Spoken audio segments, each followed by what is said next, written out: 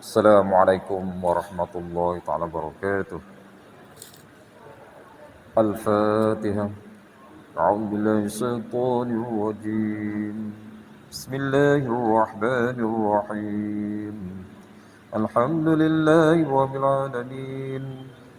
Ar-Rahmanir Rahim.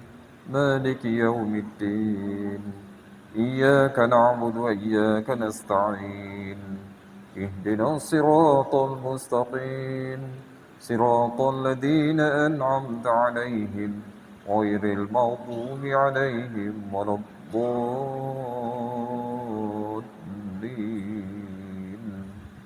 آمين. بسم الله الرحمن الرحيم. الحمد لله رب العالمين وبه نستعينه ونؤمن به ونتوكل عليه ونعوذ بالله من شرور أنفسنا ومن سيئات أعمالنا.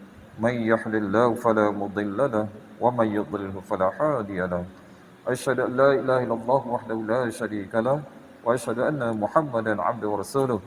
رب اشرح لي صدري ويسر لي أمري واحلل عقدة من لساني يفقهوا قولي.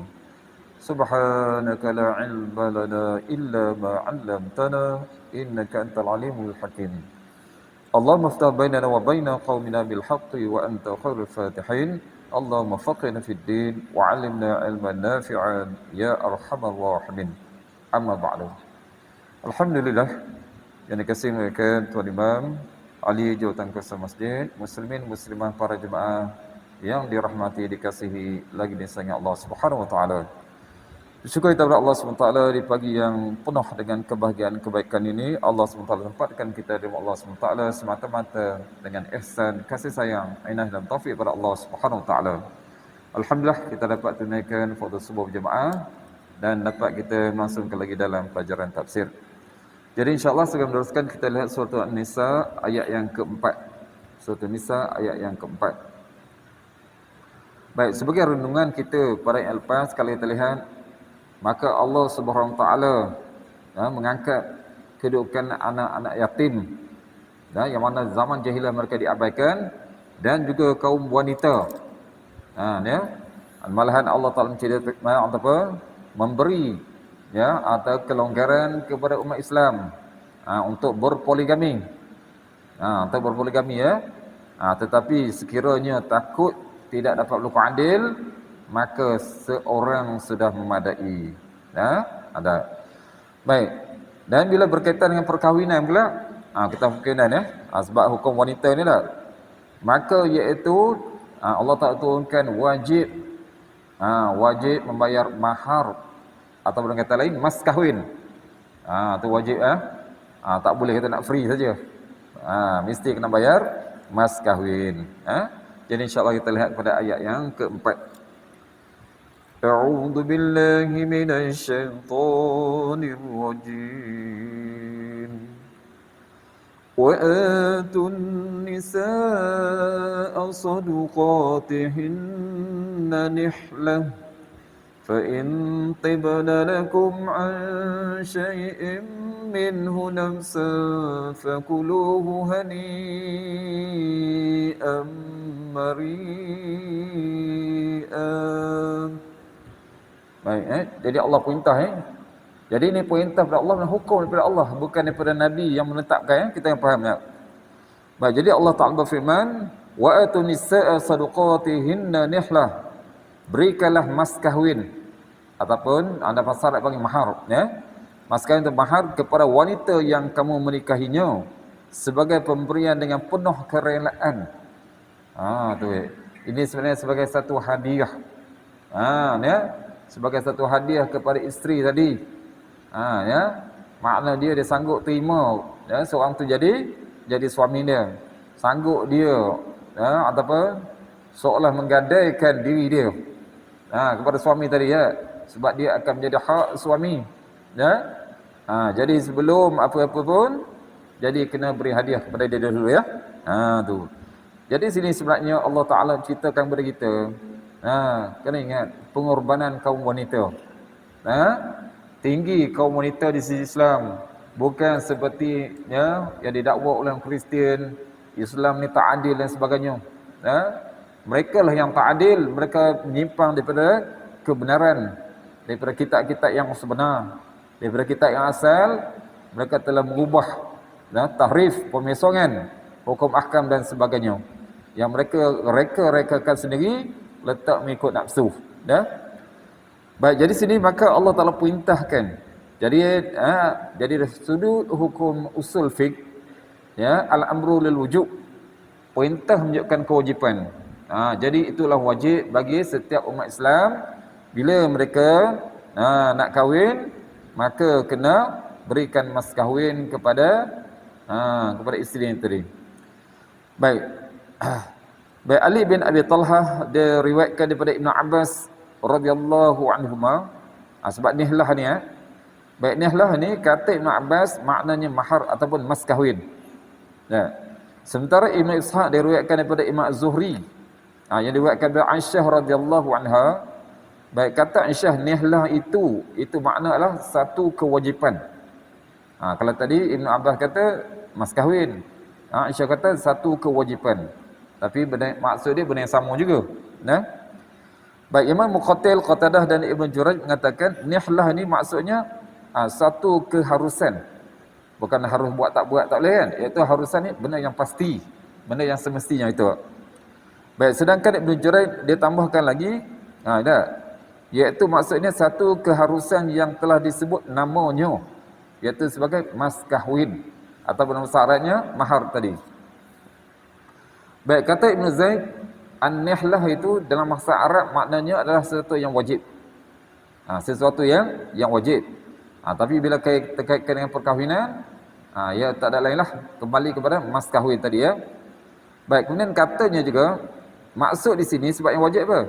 Janganlah engkau menikahi wanita itu kecuali dengan sesuatu yang wajib baginya. Itu yang kamu kena beri kepada dia, iaitu adalah mas kahwin tadi. Dan tidak boleh seseorang daripada umat Islam ini kecuali Nabi SAW. Sebab ayat dia khas Allah turun kepada Nabi tu. Kecuali Nabi SAW, bagi setiap umat Islam, kaum lelaki yang mahu menikahi, mengahwin seorang wanita tanpa menyerahkan mahar, maka tidak boleh wajib. Sebab itu diwajibkan oleh Allah SWT. Tu. Baik, dan tidak boleh pula menyebut mas kahwin tu secara dusta. Contohnya depan dia kita panggil wali hakim lagi tak? Sebut banyak ni, di belakang bagi sikit. Itu tak boleh. Itu satu perempuan tak boleh. Mesti tepat seperti mana yang tertera pada borang dah. Baik, jadi kalau kita kumpulkan daripada beberapa pendapat tadi, iaitu senang je. Setiap lelaki wajib menyerahkan mas kahwin kepada wanita itu sebagai satu benda yang walaupun kita nampak ada yang kita keharusan, kewajipan, kemestian dalam keadaan rela. Rela ni bukan tu rasa berat kan. Seberat tak boleh. Kena rela. Sebagai apa? Sebagai apa? Hadiah kepada isteri tadi. Baik sebagaimana dia harus rela dalam memberikan hadiah kepadanya, pada isteri dia. Sebabnya apa? Kita lihat dah. Sebab mas kahwin, itu satu. Yang kedua, hantaran. Tu. Hantaran tu tak wajib, tapi sebenarnya itu adalah hadiah. Hadiah. Tapi muslimin dan muslimat mesti Allah SWT, jangan pula kita nak menyusahkan sampai buat hantaran yang banyak-banyak. Ambil perkara yang kita mengikut kemampuan, permudahkan. Sebab setengah orang dia fikir masa itulah dia kata nak ambil duit, waktu lain tak ambil dah. Sedangkan kita kena menilaikan kedudukan pasangan tadi selepas perkahwinan. Banyak benda lagi yang mereka nak kena sediakan. Sebab membina rumah tangga yang baru ni banyak peralatan rumah tangga, persediaan lain lagi tu. Janganlah pula satu lagi kita yang hak susahnya, sebab dia mas kahwin tu biasanya sedikit, alhamdulillah. Kalau kita negeri Pahang ni tak banyak. Tu. Kecuali negeri, ada beberapa negeri, contohnya negeri Kelantan. Dulu saya di sana pening juga hak menanya satu dah. Sebab dikira apa? Mas kahwin tu Termasuk yang ke macam kata sebarang hantaran pun dia sebagai mas kahwin juga. Dia campur sekali. Sebab tu setengah orang jadi banyak, setengah jadi sedikit. Saya pun tak tahu kenapa, wallahu alam. Dia atau perbezaan antara apa? Di sana sebab dia tak ada wali hakim tadi dah. Sebab dia adalah imam. Imam satu semua automatik jadi wali hakim. Dia lantik imam satu. Boleh angkat nikah, imam dua tak boleh. Okey, tak apalah tu ya. Baik, jadi masalah dia yang pertama mas kahwin, yang kedua hantaran. Itu dah berat dah. Yang ketiga lagi berat. Buat pesta besar sangat. Setengah orang tu seolah macam nak cerita apa? Cerita pelipur lara zaman dulu tak? 7 hari 7 malam. Allahu Akbar. Tak perlu nak menyusahkan. Apatah zaman sekarang ni apa? Barang-barang mahal. Alhamdulillah, bukan saya kata apa. Masa PKP baru ni saya kata macam lega sikit. Sebab apa dah? Senang angkat nikah itu. Yang masa kalau buat kenduri pun dia apa? Sikit-sikit je. Jadi tak menyusahkan pihak pengantin. Kan? Jadi sekarang saya tengok inisiatif pun alhamdulillah.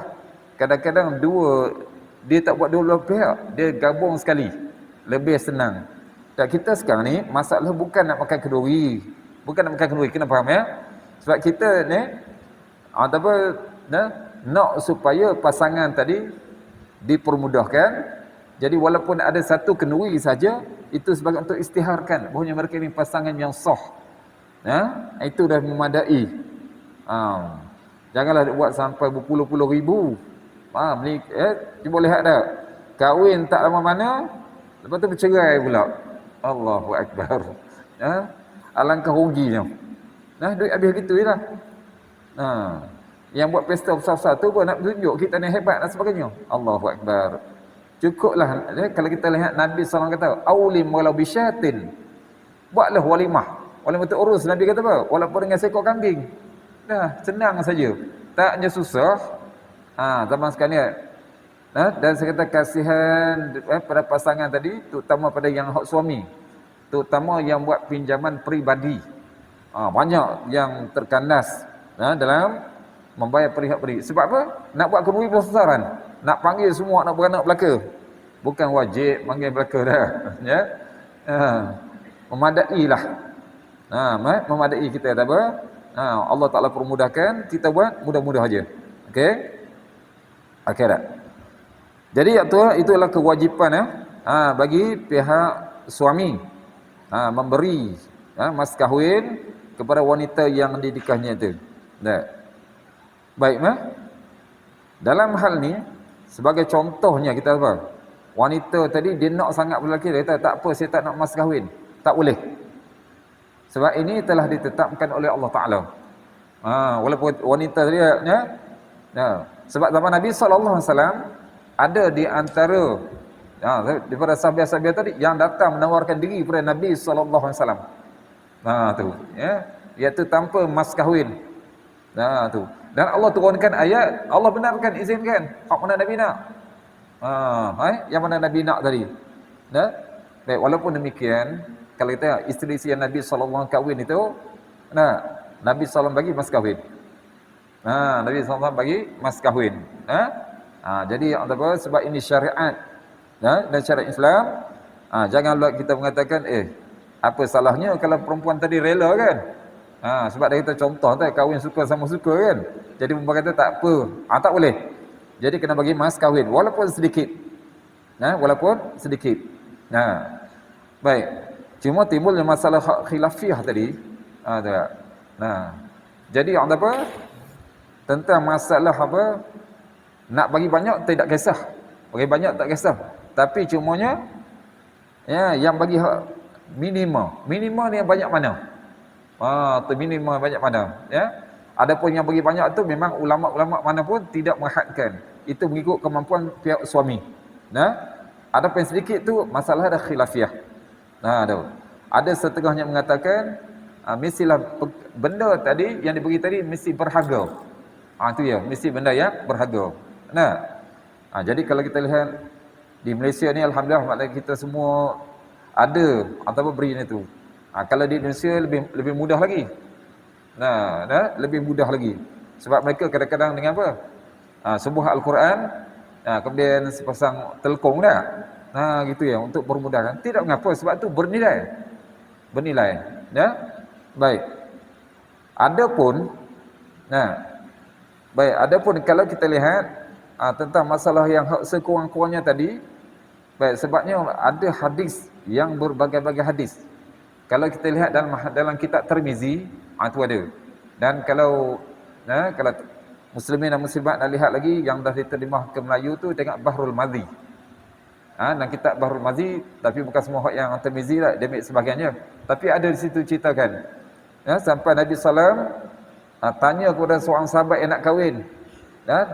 Nabi tanya yang paling ringan sekali. Setelah dia ditanya, ada apa-apa tak yang nak boleh bagi pada isteri tadi? Dia balik cari rumah, tak ada. Sampai Nabi kata apa? Ada tak? Walaupun sebentuk cincin. Nampak? Sebentuk cincin. Jadi kalau kita sebentuk cincin lah, cincin pun daripada besi, bukan cincin emas. Tu. Itu mana diharuskan. Sebab tu ada setengah pendapat ulama mengatakan, apa yang ada nilai dia tadi, walaupun sedikit, maka sah untuk menjadi mas kahwin. Baik, tetapi ada juga tahapnya, ada yang meletakkan sekurang-kurangnya 10 dirham. Dia tahu ulama dulu 10 dirham. 10 dirham tu bukan macam 10 ringgit ya. Sama sekarang 10 ringgit tak di benda tu. Allahu Akbar. Okey, baik. Baik, dan kemudian Allah jelaskan. Kalau tadi Allah jelaskan wajib bagi suami menyediakan mas kahwin ya. Baik. Fa in tibna lakum. Sekarang pihak isteri pula. Ini pihak isteri.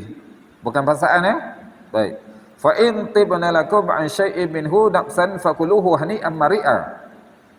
Kemudian jika mereka ni mana isteri-isteri tadi menyerahkan kepada kamu sebahagian dari mas kahwin itu dengan senang hati, makna dengan kerelaannya, maka makanlah, iaitu ambillah pemberian itu sebagai makanan yang sedap lagi baik akibatnya. Okey. Di sini pula nak jelaskan hak yang tadi contohnya dia beri dah. Dia beri dah contoh ni. Mungkin kita kata apa? Bagi banyak kan?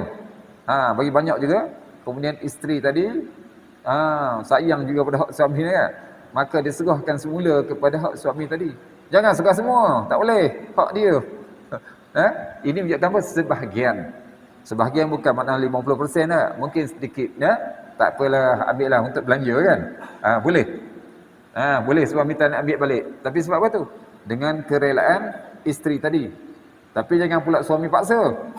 Suami paksa tak boleh. Itu adalah hak isteri ya. Hak isteri tadi. Okey ya. Jadi di sini Allah Taala beri kemudahan pula. Kemudahannya sekiranya pihak isteri tadi dia menghulurkan semula dah. Dah diberi kepada dia, dihulurkan semula sebahagian. Saya kata sebagai kecil lah ya, kepada pihak suami, harus bagi suami untuk mengambil. Tidak menjadi masalah. Jangan kata tak boleh ambil tu, itu betul pas kau itu haram. Tidak haram. Sebab Allah Taala dah izinkan. Tu ya. Baik. Cuma saya nak ambil konteks sekarang. Konteks sekarang. Baik, kerana hak mas kahwin tu tidak menjadi masalah.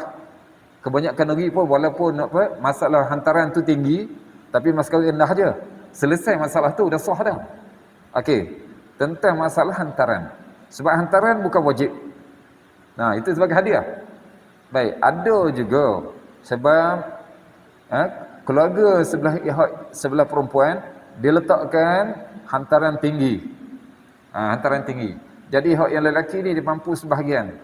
Kemudian diam-diam hak isteri mungkin hak kerja ke, dia nak top up. Faham nak top up apa? Ya, hantaran tadi nak. Jawapannya boleh. Tidak ada masalah. Sebab itu bukan benda hak wajib daripada pihak suami ya. Tapi jangan pula sampai pula nanti orang sebelah pihak dia tahu belaka, nanti marah pula kan. Sama-samalah tu. Sebab tu mereka sama-sama nak mudah. Sebab ada juga yang buat begini ya. Saya kata harus, mana boleh, bukan jadi haram. Ya. Tu. Tapi kalau mas kahwin, isteri kata tak apalah, saya bagi separuh. Tu tak boleh. Mas kahwin mesti 100% daripada pihak suami. Daripada suami ya 100%. Ya. Adapun saya kata hak hantaran, Nilai RM berapa tu kan, kalau dia kata kongsi dua, boleh. Tidak menjadi masalah, tidak menjadi halangan, tidak menjadi haram ya. Sebab nak permudahkan mereka. Di segi hukum lah. Tapi segi adat ni kena jaga juga. Nanti pada ibu bapa ke sebagainya ataupun dan ada mak saudara ke apalah kau ni. Tak patut. Ada kata tak patut. Bila lagi kau nak ambil duit pada dia? Okey ya. Saya kata boleh tu. Okey baik. Baik, baik. Jadi setelah mana Allah Taala ceritakan tentang masalah perkahwinan tadi, selesai buat sementara. Selesai buat sementara. Baik, dan kemudian Allah Taala tujukan pula kepada baik ya. Sebab dahulu dikaitkan di sini ada dua kategori, wanita dan anak yatim. Dikaitkan dalam surah Nisa ni ya. Sebab dua-dua ini diabaikan pada zaman jahiliah. Ya, ataupun dengan kata lain, mereka ini dipinggirkan. Dipinggirkan. Baik. Jadi hak sini baik sekiranya di bawah jagaan. Di bawah jagaan tadi anak yatim ke ataupun sesiapa daripada keluarga dia ke yang dijaga ya. Yang orang di bawah jagaan ni ada harta. Ada harta tak? Tetapi tidak mampu untuk menguruskan sendiri. Sebab apa? Mungkin lemah akal ke, kita kata contohnya macam OKU dan sebagainya kan sekarang kan. Jadi hak sini maka Allah Ta'ala perintahkan jangan beri selagi mana mereka tidak selagi mereka tidak pandai untuk menguruskan sendiri. Baik, dalam hal ini penjaga tadi bukan tak beri terus, dia beri mana sedikit mengikut keperluan tadi. Tu cara ya. Nampak subhanallah, Allah Ta'ala mengajar kita ni dah lengkap dah, faham Al-Quran, faham hadis, barulah sempurna hidup kita sebagai umat Islam. Kalau tidak jadi Melayu yang tak tahu yang tak tahu agama. Allah kan. Okey, tengok ayat seterusnya. Wala tu'tus sufaha'a amwalakum allati ja'alallahu lakum qiyaman warzuquhum fiha waksuhum wa qulu lahum qawlan ma'rufa. Baik ya. Jadi dalam ayat ini Allah Ta'ala berfirman, wala tu'tu sufaha amwalakum allati ja'alallahu lakum qiyama. Dan janganlah kamu serahkan kepada orang-orang yang belum sempurna akalnya. Okey. Yang sebelum sempurna akal ni maknanya antara satunya belum balik. Ya duit ya, contohnya kalau belum balik lagi kita anggarkan ya. Contohnya umur 12 tahun kan. 12 tahun 13 tahun ya. Kalau bagi duit semua pada dia habislah. Sebab macam mana masa depan dia. Jadi orang ni yang menguruskan harta, tak kira anak yatim ke atau harta budak-budak yang yang belum mampu untuk menguruskan harta dia sendiri. Baik, jadi Allah jelaskan jangan kamu serahkan pada orang yang belum sempurna akal. Tapi termasuk ni saya kata macam OKU ke, kadang-kadang ada yang tak mampu Baik, jangan serahkan harta mereka yang dalam kekuasaanmu, dalam penjagaan kamu, yang kamu diberi amanah sebagainya, yang dijadikan Allah sebagai sumber penghidupan. Allati ja'alallahu lakum qiyama. Maknanya dengan duit tadi untuk meneruskan kehidupan. Baik. Tapi Allah sebut warzuquhum. Tapi berilah mereka belanja. Jangan tak beri langsung. Itu bagi sekadarnya dah. Warzuquhum fiha. Berilah mereka belanja. Daripada harta tadi waksuhum dan pakaian. Berilah pakaian. Mana beli baju, kain baju kepada dia daripada hasil harta itu. Wa qulu lahum qawlan ma'rufa, dan ucapkanlah kepada mereka kata-kata yang baik.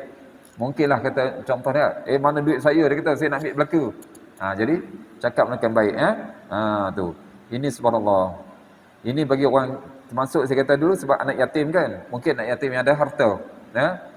Kalau yang tak ada harta tu lainlah. Okey. Baik, di sini Allah Taala melarang memberi ataupun menyerahkan, kita panggil sabih, bagi yang secara banyaklah kepada orang-orang yang lemah akalnya, untuk menguruskan kewangan yang mana Allah jadikan mungkin itu sebagai sumber kehidupan untuk meneruskan kehidupan dia. Baik, dia maknanya pengurusan harta tersebut hendaklah Ada. Hendaklah apa dapat terjaga untuk meneruskan kehidupan mereka. Nah, ya. Mungkin apa? Nah, mungkin duit tadi apa kalau contohnya ada juga tak? Mungkin kita kata apa yang kalau anak yatim tak apalah ataupun tak anak yatim sekalipun, nah, mereka ni ada duit, yang diberikan kepada mereka, mereka ada hak mereka. Orang yang uruskan boleh duit tu dibuat untuk pelaburan atau perniagaan. Sebab apa? Nak kembalikan semula kepada budak tadi. Ini tidak menjadi masalah. Baik, seperti mana yang berlaku pada kalau kita ingat tak cerita 3 orang yang masuk gua. Masuk gua kemudian batu menghempap pintu gua tak boleh keluar. Baik, salah seorang ini sebenarnya dah tua dah, tak apa. Dulu dia pergi bekerja. Pergi bekerja, kemudian dia tak ambil upah. Dia tak ambil upah, kemudian dia tinggalkan. Dia tinggalkan upah tadi. Setelah sekian lama, maka datang dia untuk tuntut upah yang dulu. Maka yang mengelolakan makna hak ni macam soal majikan dululah. Majikan dulu tu dia telah melaburkan daripada hak upah tadi, telah melaburkan. Maka ada dengan kambing, lembu lah, binatang ternakan siang ada ada orang menjaga dan sebagainya. Tu. Jadi bila mana datang si fulan ni minta upah yang dahulu, maka si fulan hak yang menguruskan ni kata, ini semua yang depan kamu ni harta kamu lah. Tak percaya dia. Saya dulu kerja sikit je, tapi yang ada ni banyak. Tak. Jadi yang dia beritahu apa? Saya dah melaburkan. Melaburkan apa? Bahagian kamu itu, dan inilah hasilnya. Lalu diserahkan belaka semua kepada orang tadi. Okey, nampak? Saya ambil cerita tu untuk ringkas ya. Kemudian itulah asbab. Nampak tak? Dia buat terjadi kerana dia amanah. Kerana dia amanah ya. Kerana dia amanah, maka asbabnya mereka dapat lepas daripada gua tadi. Allah angkat sedikit demi sedikit. Ada 3 orang semua berdoa yang baikkan. Itu salah satunya. Ini yang saya nak ceritakan apa? Walaupun tadi contoh duit budak tadi dia ada, kemudian orang jaga tadi buat pelaburan boleh. Supaya yang orang tadi. Orang yang mengupah orang tapi pekerja tadi tak ambil. Ini orang kita tidak. Kalau ditinggal gitu, alhamdulillah. Boleh belah lah kau. Tak boleh lah buat yang tu. Sebab Nabi SAW kalau majikan Nabi kata apa? Nabi kata ada, utul ajira qabla an yajifa uruq. Berilah, Nabi kata apa? Berilah upah kepada pekerja sebelum kering peluh dia. Allah. Nabi kata sebelum kering peluh. Tapi maksud tu bukanlah nanti kita kejap lagi dia nak balik tu kita beri. Tak. Itu maksud dia bagi dengan cepat. Dia siap kerja, bagi ke dah. Tu. Okey, saya ambil itu Okey, kembali kita pada ayat kita nak ceritanya apa tadi? Melabur harta, contoh hak anak yatim pun boleh boleh. Okey. Baik, nampak tak mungkin digunakan untuk perdagangan ataupun yang lainnya. Baik, maka di sini dia ambil hukum bahawa apa? Nampak tak? Menguruskan harta. Harta orang kurang akal ataupun orang lemah tadi, nampak tak boleh. Mana? Boleh dengan cara apa tadi? Mungkin nak memperbanyakkan harta dia, mungkin dia buat perniagaan dan sebagainya. Tidak menjadi masalah. Tapi jangan pula ambil duit dia beli kereta. Hak tu yang tak nak Orang pergi budak yatim, beli kereta. Kemudian pun nama dia. Tak boleh. Itu haram bukan dia. Tapi dia kata, ini atas anak yatim, tapi dia berguna. Allah Akbar Okey. Jadi ada apa? Tu. Maknanya sini orang menguruskan harta tadi ditangguh. Ditangguh tak? Baik Baik.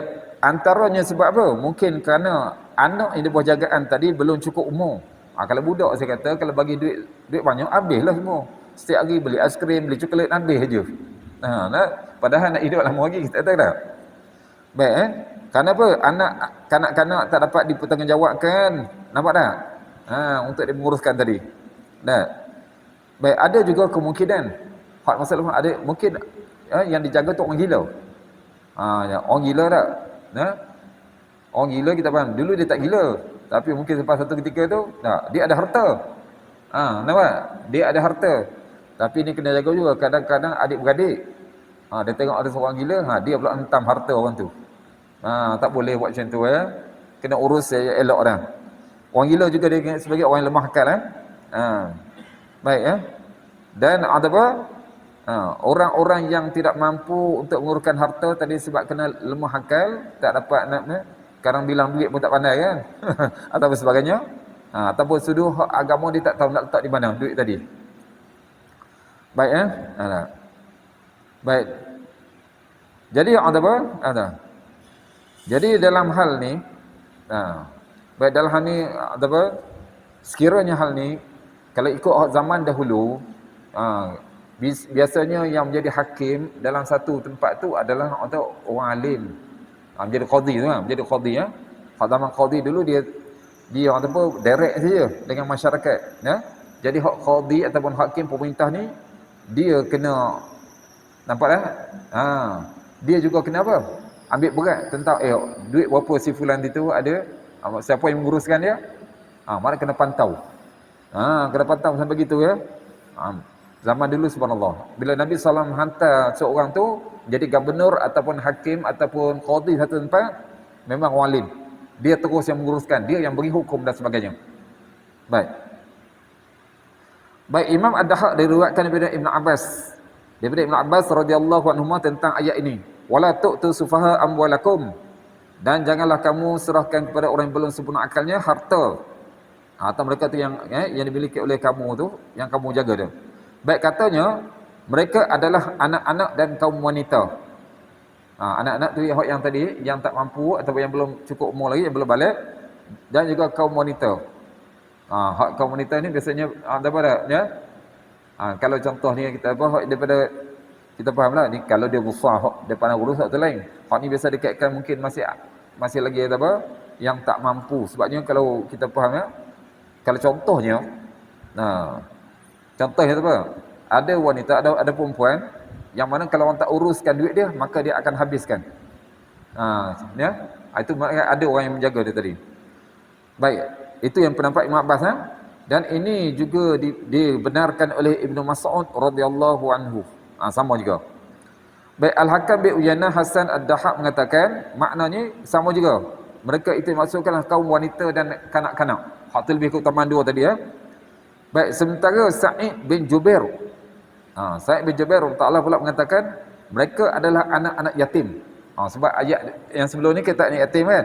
Itu yang saya nampak. Sebabnya kalau bukan anak yatim, ayah dia urus sendiri. Hak ni sebab kalau anak yatim, mungkin ada orang yang menguruskan hak dia. Okey Baik, adapun Mujahid, Ikramah dan Qatadah mengatakan hak ni kumpulan mereka mengatakan kaum wanita. Mereka lebih pada tuju kepada wanita. Macam tadi sebabnya kalau kita lihat sebab kebanyakan wanita kalau tak jaga harta dia boros. Shopping zaman sekarang Shopee sedang je. Ujung jari je habis terus. Habis terus nak beli belaka Okey, baik, namun demikian, namun demikian Allah Taala perintahkan supaya infak, belanjakan harta yang dimiliki oleh mereka tu secara makruf. Macam makruf, cara elok. Mana bagi ala kadar mengikut kemampuan apa yang diperlukan saja. Baik, sebab tu Allah berfirman ayat seterusnya, ayat yang selepas dia, warzuquhum fiha waqsuhum wa qulu lahum qawlan ma'rufa. Berilah mereka belanja, jangan tak bagi terus. Itu yang kita takut nanti jaga anak yatim kebas duit anak yatim pula anak yatim tu tak pandai pegang lagi kan. Orang jaga jangan kebas sebab jaga anak yatim ni satu benda yang besar, rahmat. Rahmat Allah tak bagi kepada orang penjaga kan. Malahan Nabi SAW beritahu ana wa kafilul yatimi kahataini. Nabi buat dua jari ni. Aku dan penjaga anak yatim macam ni pada hari kiamat. Hebatnya, mana dekat mereka dengan Nabi SAW. Jadi kedudukan tu ada dah, status untuk ke syurga tu ada dah. Subhanallah. Jaga elok-elok. Jaga elok insya-Allah. Baik Allah sebut belanjakan. Belanja kepada mereka nak makanan dan pakaian. Dan ucaplah kepada mereka dengan kata-kata yang baik. Jangan pula mereka minta sikit tengking-tengking pula. Ada juga dah. Baik, Ali bin Talhah diriwayatkan daripada Ibn Abbas. Kebanyakan tafsir daripada Ibn Abbas Ibn Abbas radhiyallahu anhu dia berkata, janganlah kamu janganlah kamu mencampur adukkan kepada harta kamu. Tu tak. Jangan pula ambil harta mereka tu campur aduk pula dengan harta kita. Kira kita punyalah sebab kita jaga dia. Jangan Dan apa yang Allah anugerahkan untuk kehidupanmu, apa Allah bagi pada kamu, asingkan. Asingkan. Baik, ini sebab tu saya kata penafsiran pada ayat yatim tu lebih tepat. Kepada yang ada setengah pendapat tadi kan. Lebih tepat sebab sebelumnya ke anak yatim, dan biasanya anak yatim ni ada penjaganya. Jadi penjaga ni kalaulah ada anak yatim tadi ada harta dah. Baik, mungkin orang fikir anak yatim nak ada harta macam mana, ayah dia mati. Ya lah, kalau setengah tu ada mungkin tanah, ada sebagainya, itulah. Itu niaga dia. Baik, kemungkinan yang tak ada apa. Kemungkinan tak ada apa, tapi kemudian ada masyarakat beri sumbangan atas nama anak yatim. Itu nampak tak? Itu bukan milik penjaga ya, bukan milik penjaga, itu milik anak yatim. Baik. Tetapi saya dah beritahulah, ada hak bagi penjaga tadi. Kalau penjaga tadi contohnya dia ada kerja sendiri apa semua tu, elok dia makan harta dia saja. Jangan campur dengan harta anak yatim. Tapi kalau dia susah, nampak? Kalau dia susah, dia boleh gunakan sedikit. Sedikit. Ala kadar aja. Apa yang diperlukan oleh anak yatim tu, dan kalau dia sedikit pun sedikit sahaja. Nampak tak? Jangan pula setiap hari nak makan apa dia? Ikan apa? Orang makan ikan krisi ya, ikan kembung je. Itu pun dah berapa puluh ringgit dah kan. Ini dia nak makan ikan apa? Nak makan ikan besar-besar belaka tak? Ikan mahal belaka, ikan tenggiri ke setiap hari. Mampu ataupun nak makan daging rusa ke. Allah Akbar. Baik itu maksud dia tu. Baik, kerana tu. Jadi maknanya jangan campur aduk Itu kata Ibn Abbas, jangan campur adukkan harta kamu dengan harta mereka tadi. Tapi kelola uruskanlah dengan baik. Kalau boleh tak apa, kalau kita ni dapat korban harta kita untuk anak yatim tadi, itu lebih elok lagi. Allahu Akbar. Jadi ada juga harta-harta lain lagi yang kita punya tak, nak bagi kepada anak isteri. Sehingga akhirnya kamu akan rasa apa? Seolah kamu akan rasa apa? Harta mereka tu harta kamu pula. Jangan rasa macam tu Jangan rasa harta yang dimiliki oleh yatim tadi, tapi orang yang dia jaga tadi harta dia punya tak. Tetapi jagalah harta kamu tu dengan baik. Harta anak yatim tu dengan elok. Berikanlah nafkah. Kalau boleh dah. Mana hak yang keluarga kita asingkan. Jangan ada campur sekali tadi. Dan bagi mereka ini yang kita jaga tadi, berilah berupakan makanan, pakaian untuk mereka meneruskan kehidupan mereka. Mungkin anak tadi belajar kan. Jadi apa? Untuk pembelajaran dia tadi digunakan untuk duit tadi ya. Baik, itu sekiranya apa?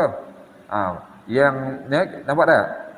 Kita apa? Yang orang menjaga tadi, dia bukan orang yang berkeupayaan untuk menanggung anak yang dijaga tadi.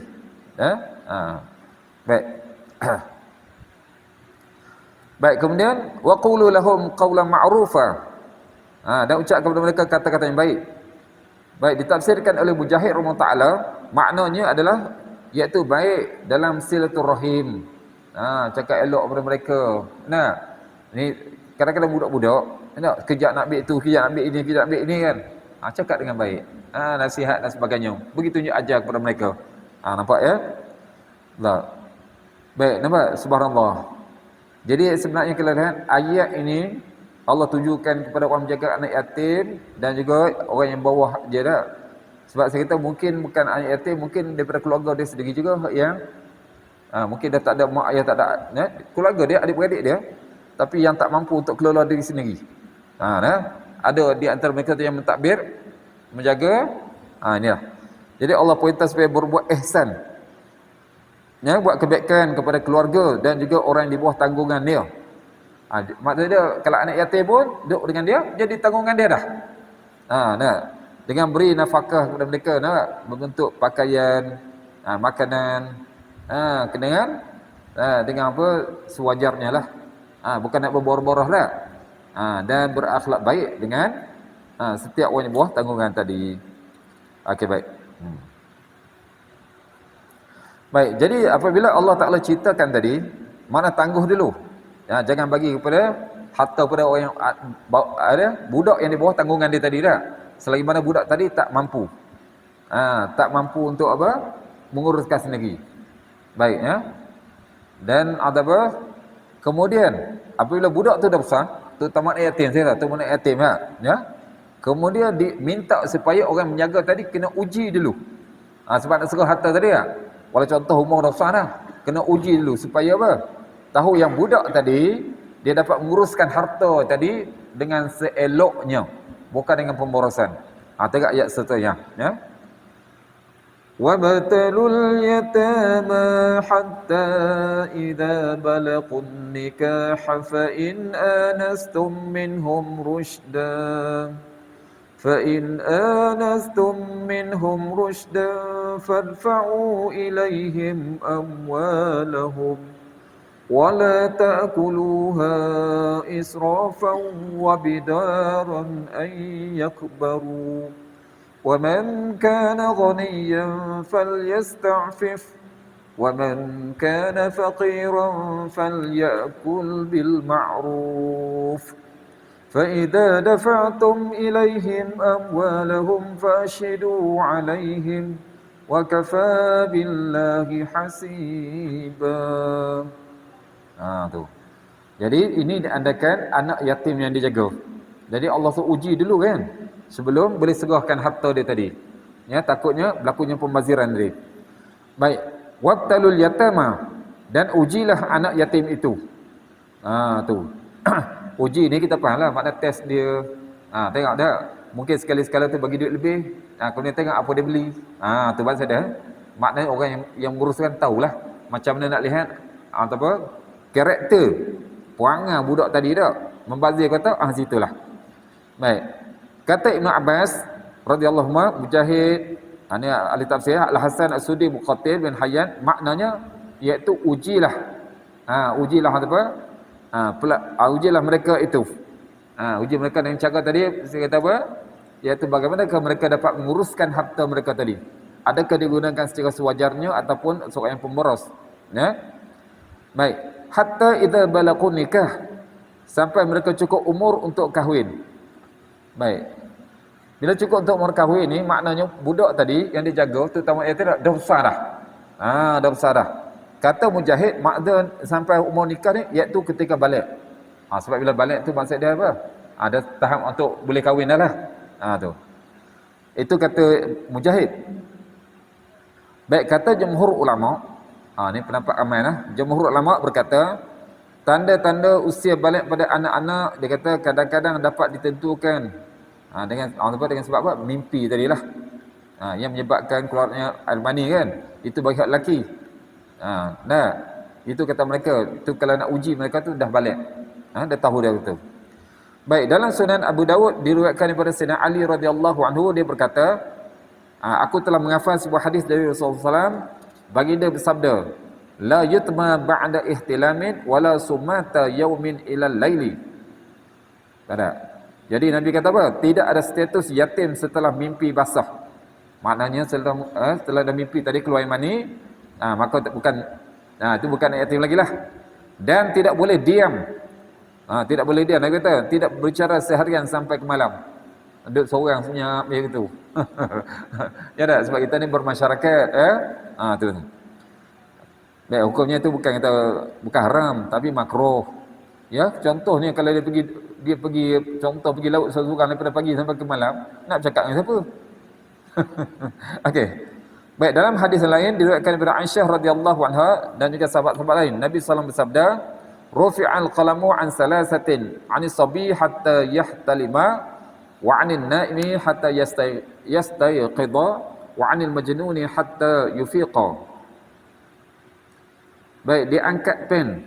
Nabi kata diangkat pen, iaitu maksudnya iaitu diangkat hukum pembebanan, iaitu tak ditulis dosa. Ya? Dari 3 orang. 3 jenis kategori manusia. Dari anak kecil hingga balik. Jadi maknanya budak-budak sebelum balik tu kalau dia buat benda kita nampak salah pun tak berdosa. Okey, nampak? Dari orang yang tidur sampai dia bangun. Okey. Hak ni berkait dengan orang tidur ni biasanya apa? Tidur waktu solat. Ada. Ni bukan kata tidur waktu-waktu biasa dah. Dia orang tidur nak buat dosa apa dah? Mungkin dia tertidur ni, kemudian lepas waktu solat. Bila dia bangun nanti, nanti jadi wajib balik. Masa tidur tu bukan sengaja tidur jaga ni. Tahun ni pula ada apa? Piala Dunia pula nanti. Nanti pukul dia tak tidur pukul 3 ke 4 nak. Dah habis bola tidur pula lepas subuh. Jangan. Hak tadi nak suka-suka. Kemudian apa? Dapat bala pula tu. Yang ketiganya dari orang gila. Sampai dia sedar. Sedar ni mana dia siuman. Tu. Jadi mana orang gila, kalau dia buat apa waktu gila tu, nampak tak? Hukum tak boleh letak pada dia. Kalau dia bunuh orang pun tak boleh buat apa-apa kepada dia sebab dia gila.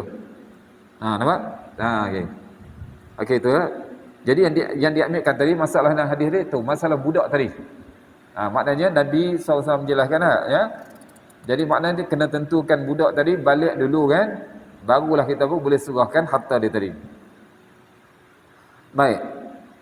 Okey, pendapat yang pertama tadi menunjukkan apa? Bila keluarnya mani. Pendapat yang kedua, ada mengatakan iaitu apabila umur genap 15 tahun. Tapi saya kata kalau zaman sekarang ni, Allahu Akbar, ya. Budak-budak umur 12 dah pandai dah. Mana umur 12 dah pandai dah. Maknanya apa? Tak menanti 15 dah. Tak menanti 15 ya. Okey. Hak 15 saya kata ni kemungkinan perempuan. Kalau lelaki tidak. Saya kata berjamin kata nanti tidak. Perempuan, sebab perempuan ni sebab dia dikira sebagai datang haid. Datang haid tu bukan boleh buat sendiri. Bukan buat sendiri ya. Tu. Okey, baik. Baik, tentang 15 tahun ni sebab mereka ambil hadis di dalam kitab Sahihain, Sahih Bukhari Muslim. Pernah Ibnu Umar radhiyallahu anhuma dia berkata, pada ketika perang Uhud, ini dalil lah. Pada perang Uhud, ini anak Sayyidina Umar ni. Dia kata, aku mengajukan diri untuk ikut perang kepada Nabi SAW. Tu pasal Nabi perang Uhud tadi. Dan ketika itu aku berumur 14 tahun. 14 tahun lah. Lalu baginda tidak mengizinkan aku. Sebab apa? Sebab masa tu dia tak balik lagi. Dia tak balik lagi ketika itu. Baik. Sedangkan pada perang Khandaq setahun lepas tu, aku pun mengajukan diri kembali dan ketika itu aku berumur 15 tahun. Maka baginda mengizinkan aku. Dah apa? Dah balik dah. Baru Nabi bagi izinkan. Okey tak? Jadi makna itu yang mereka mengambil dalil lah, iaitu umur 15 tadi. Baik, setelah mendengar hadis itu, Umar bin Abdul Aziz rahimahullah, ini khalifah Bani Abbasiyah ya. Dia berkata inilah perbezaan antara anak kecil dengan orang dewasa. Iaitu dia ambil hadis daripada Ibnu Umar tadi, umur 15 tadi. Tapi saya kata itu tahap yang apa? Tahap yang maksimum tu sebenarnya. Tahap maksimum ya. Baik. Jadi antara ulama berbeza pendapat tentang ini yang ketiga tak? Tentang apa? Baik tumbuhnya tumbuhnya apa bulu bulu pada kemaluan tadi. Bagi bulu ari-ari dah. Ini dikatakan sebagai tanda yang ketiga. Tu. Tetapi ini kata Ibn Katsir, pendapat yang sahih adalah hal itu sebagai tanda balik. Tu biasanya kalau dah tu memang balik dah. Baik, dalil sunnah menunjukkan hadis tersebut adalah hadis yang diriwayatkan oleh Imam Ahmad daripada Atiyah Al-Quradi. Dia berkata dikala saat perang Quraidah. Quraidah ni Bani Yahudi. Ada Bani Quraidah ni sebab mereka ni musuh kepada Islam. Mereka telah menolong orang kafir untuk menentang Islam ya. Mereka duduk di Madinah. Madinah bukan Madinah lah, tapi pinggir Madinah. Jadi Bani Quraidah ni mereka ni setelah selesai peperangan maka mereka dihukum oleh Nabi. Lalu mereka dihadapkan kepada Nabi SAW. Maka baginda perintahkan seseorang daripada kalangan sahabat supaya meneliti, maknanya supaya lihat kepada pokok-pokok Yahudi tadi, siapa yang dah tumbuh bulu ari-ari tadi. Ya. Jadi siapa yang sudah tumbuh tu maka dikira sebagai balik, maka hukumnya dibunuh. Sebab mereka menentang Islam maka dihukum bunuh. Dan bagi yang belum tumbuh tu maka dilepaskan. Itu dia belum balik lagi. Baik, ini ada pendapat yang tiga lah, ambil itu sebab Nabi buat pada Bani Quraidah tadi. Okey, ya. Okey, nah. Kemudian Atiyah Al-Quradi tu, Quradi itu sebab dia pada Bani Quraidah, dia juga daripada puak Yahudi tu. Ni kata dia, sedangkan aku, dia kata, termasuk orang yang belum tumbuh bulu kemaluan, maka aku pun dibebaskan. Dibebaskan. Baik, ini dia cerita ni, nampak dah, itu masa dia belum Islam. Dia belum Islam Okey. Baik dan apa, jadi kalau kita lihat tadi, nak lihat kepada kanak-kanak tadi, nampak tak? Maka ada tiga perkara nak tengok balik. Yang pertama dengan keluar air tadi, okey tak? Yang pertama tadi. Yang kedua tadi diberi tahap maksimum iaitu umur 15 tahun. Yang ketiga apabila telah tumbuh bulu ari-ari. Okey. Baik Jadi Allah Taala perintahkan supaya uji lu. Nak lihat mereka ni boleh tak untuk mengurus harta mereka. Baik, kalau boleh, fa in anastum minhum rusyda fadfa'u ilaihim amwalahum. Kemudian jika menurut pendapat kamu dan kamu teliti mereka telah cerdas, iaitu pandai memelihara harta, maka serahkanlah kepada mereka harta-hartanya. Dah mereka boleh segahlah harta. Baik, kata Sa'id bin Jubair, maknanya yakni yang maksudkan baik dia apa? Yakni telah baik dalam agamanya. Dikaitkan agama. Jadi contohnya besar tapi tak sembahyang, merempit ke buat apa semua tu? Takkan nak bagi. Kalau bagi habislah. Nampak tak? Itu masih lagi kena uruskan. Sebab apa? Tak pandai dari sudut agama dah. Tak. Dan pandai memelihara harta. Ada dua perkara maknanya pertama, budak tadi baik dari segi agamanya. Yang kedua, pandai mengurus harta. Baru boleh segah. Ini kata siapa? Sa'id bin Jubair. Dan ini juga dipegang oleh Ibn Abbas radhiyallahu anhu. Imam Hasan Basri pun sama juga. Baik. Kemudian kata fuqaha ahli fiqh, ulama-ulama fiqh pula berkata, jika seorang anak telah baik agamanya, baik agama dan pandai menguruskan hartanya, maka lepaslah hukum tadi apa? Menangguhkan hartanya tadi. Makna boleh diserahkan. Jadi harta miliknya yang berada di tangan wali, penjaga tadi, harus diserahkan kepadanya. Semuanya agama dan juga dapat menguruskan harta. Okey. Baik, seperti mana saya sebut tadi, Allah Taala kembali semula masa dijaga budak tadi. Masa dijaga budak tadi iaitu sekiranya dia ni orang miskin. Dia orang miskin maka di sini nampak tak? Boleh dia menggunakan harta anak yatim tadi, tetapi dengan sekadar yang perlu. Sekadar yang perlu, bukan untuk untuk bermewah Baik. Wala ta'kuluha israfan wa bidaran an yakbaru. Ini Allah pesan Dan janganlah kamu memakan harta anak yatim. Jangan makan harta anak yatim lebih dari batas kepatutan. Lebih pada sepatutnya lah. Sepatutnya sehari RM10, tapi makan sampai sehari RM50. Jangan. Dan janganlah kamu tergesa-gesa membelanjakannya sebelum mereka dewasa. Maknanya sebelum mereka besar ni nak habiskan belaka. Jangan. Ada dua perkara. Okey, dalam ayat ini Allah melarang memakan harta anak yatim sekiranya tidak ada keperluan yang mendesak. Kan mendesak maknanya kalau dia boleh, kalau dia boleh menggunakan harta dia sendiri, dia guna dia. Sebab tu Allah jelaskan ada dua perkara, israfan, bazir tadi pada guna banyak sangat, wa bidaran. Bidaran ni tergesa-gesa untuk belanjakannya, iaitu belum lagi mereka balik nak habiskan harta tadi. Jangan demikian. Okey, itu bagi orang miskin. Tapi kalau orang kaya, orang kaya ni maksudnya mampu untuk belanja duit sendiri. Wa man kana qaniyan falyasta'fif. Siapa pula di antara penjaga itu yang mampu dia ada duit sendiri, maka hendaklah dia menahan diri dari memakan harta anak yatim itu. Tu nampak. Jangan makan harta anak yatim sebab dia ada harta sendiri. Iaitu Sesiapa yang kaya, kaya ni bukan nanti jadi jutawan. Maknanya dia ada harta hak lebih. Harta lebih hendaklah dia menahan dirinya, tak kira keluarganya ke, daripada memakan harta anak yatim tersebut. Jangan makan. Allahu Akbar. Ingat saya kata tak, orang jaga anak yatim ni pahala besar asbab untuk masuk syurga. Asbab untuk masuk syurga. Subhanallah. Baik. Itu yang Allah sebut tadi, yang Allah bagi apa? Tadi kalau orang yang mampu harta sendiri sedikit. Wa man kana faqiran falyakul bil ma'ruf. Dan barang siapa miskin, ni miskin maka boleh dia makan harta itu menurut yang sepatutnya tadi dah. Baik, Ibnu Abi Hatim diriwayatkan daripada Aisyah radhiyallahu anha, kata Aisyah, ayat ini turun mengenai penjaga anak yatim.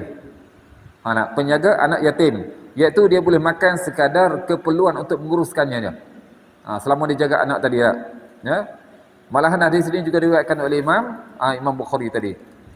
Baik, Imam Ahmad diriwayatkan daripada Amr bin Shu'aib, daripada bapaknya, daripada datuknya.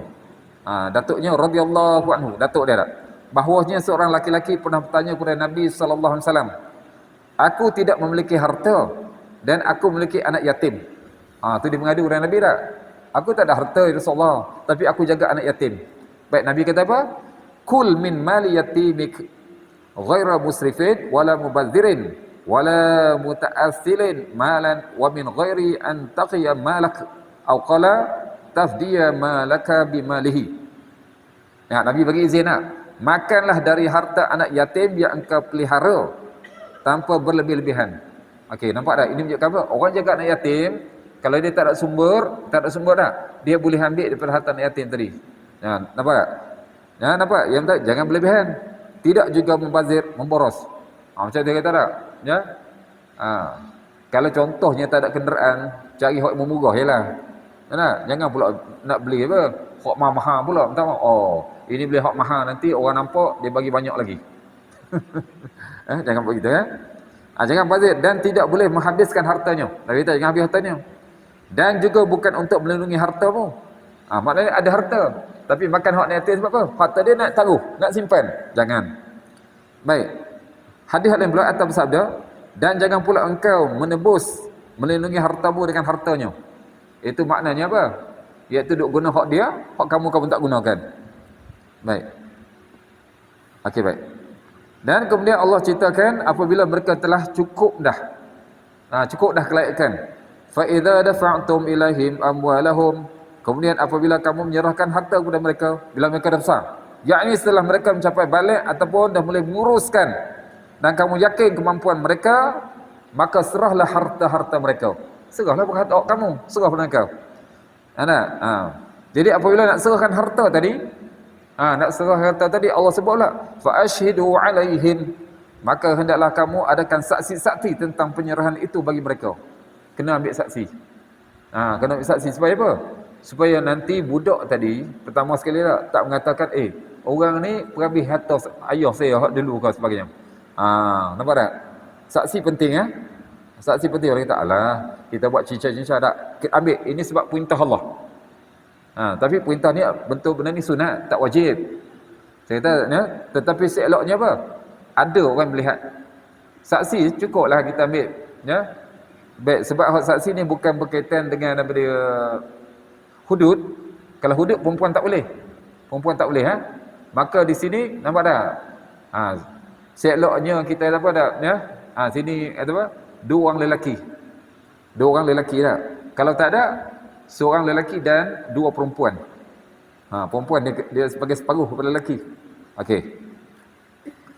Baik, ini perintah Allah Taala kepada penjaga supaya adakan saksi-saksi untuk anak yatim setelah mana mereka dewasa, supaya hak saksi tadi menjadi penyaksian penyerahan harta kepada mereka. Maksudnya supaya tidak menjadi apa, esok anak yatim tu kata dia ni tak beri pun kepada saya. Jangan ada pengingkaran sebab mungkin boleh jadi begitu.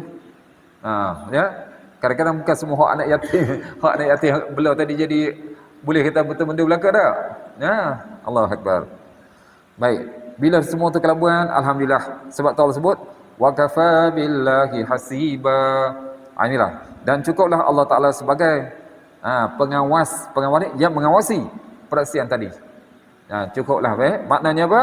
Iaitu cukuplah Allah mengawasi penyaksian yang kamu adakan tadi terhadap penjaga-penjaga dalam memelihara harta anak yatim tadi dah.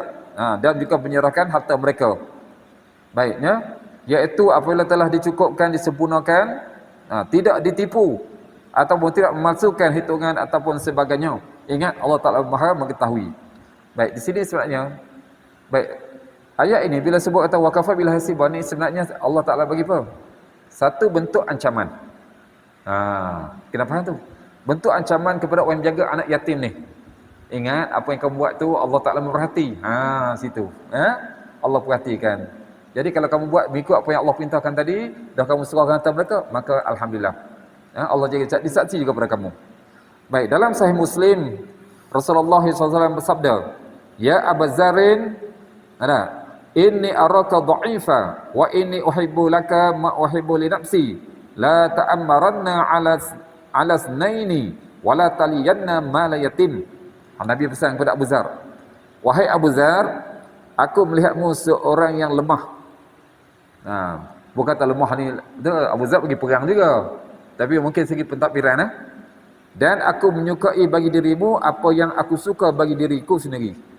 Jadi maknanya Nabi kata tak, macam Nabi sayang pada dia lah, ya. Aku sayang padamu ya Abu Zar, macam aku sayang diriku sendiri. Baik, jangan engkau menjadi amir, pemimpin walaupun terhadap dua orang. Jadi maknanya dia tak mampu untuk pemimpin. Sebab tu nampak tak? Nabi kata jangan jadi pemimpin, kamu jangan jadi ke depan. Tu. Dan janganlah engkau mengurus harta anak yatim. Nabi pesan dia. Baik, sebab ni Nabi dapati Abu Zar ni tak mampu untuk menjaga anak yatim. Baik. Di sini juga kita ambil kesimpulan juga. Orang yang nak jaga anak yatim, bukan dia buat tu sendiri. Dia pergi tanya mampu tak dia. Tanya pada orang-orang yang kita pada orang yang tak kiralah, orang yang kenal dia dan sebagainya. Saya ni mampu tak? Nanti kalau member dia kata, awak ni nak jaga diri sendiri pun tak boleh, macam mana nak jaga anak orang? Ya tak? Okey, baik. Jadi alhamdulillah. Ya. Jadi kita dengar beberapa topik yang pagi ni. Yang pertama ni tadi, sudut perkahwinan tadi, maka wajibnya mas kahwin. Dan kemudian hal menguruskan anak yatim. Dan kalau ada mereka ada harta, urus elok-elok sampailah mereka besar, segahlah. Dan ikutlah apa yang Allah Ta'ala turunkan dalam ayat ini, maka insya-Allah Allah akan beri keberkatan kepada penjaga anak yatim tadi, ya. Jadi insya-Allah mudah-mudahan Allah Ta'ala beri taufik kepada kita pencerahan, dapat kita fahami, menghayatinya, dapat jadikan panduan, ya, terutama kalau kita ni nak jaga anak yatim ke tak, ataupun dah ada anak yatim, dapat kita amalkan, ya, dan dapat tawarkan kepada sahabat-sahabat yang tiada di sini. Walahuna aqulu qawli hadza astaghfirullah lakum wa billahi taufiq wal hidayah. Wassalamualaikum warahmatullahi wabarakatuh. Insya-Allah sekiranya tuan-tuan ada sebarang pertanyaan. Ya. Ada sebarang soalan? Tak ada, ya? Wallah. A'udzu billahi syaitanir rajim. Bismillahirrahmanirrahim. Ya arhamar rahimin. Ya arhamar masakin. Allahumma inzil khairan ma sarqa ibadika Muhammad sallallahu alaihi wasallam wa na'udzu min syarri ma sta'an Muhammad sallallahu alaihi wasallam. Allahumma fi lima tuhibbu wa tarda. Allahumma zidna 'ilman nafi'an wa zidna yaqinan sadiqan wa zidna 'amalan mutaqabbalan 'indaka ya arhamar rahimin. Allahumma ij'al Qur'ana syafi'an lana fid dunya wal akhirah waj'alna syafi'an fil qabri wa fil mahsyar wa fil mizan wa fis sirat wa adkhilna al jannata kal fasin bi rahmatir rahmin. Rabbana zalamna anfusana wa in lam taghfir lana wa tarhamna lanakunanna minal khasirin. Rabbana atina fid dunya hasanah wa fil akhirati hasanah wa qina adzabannar. Wa sallallahu ala sayyidina Muhammad wa ala alihi wa sahbihi ajma'in. Walhamdulillahirabbil alamin. Subhanallah wa bihamdihi, subhanallah wa bihamdika, asyhadu an la ilaha illa anta, astaghfiruka wa atubu ilaik. Bismillahirrahmanirrahim. Wal 'asri innal insana lafi khusr illa alladziina aamanu wa 'amilus solihati wa tawassaw bil haqqi wa tawassaw bis sabr. Wallahu a'lam.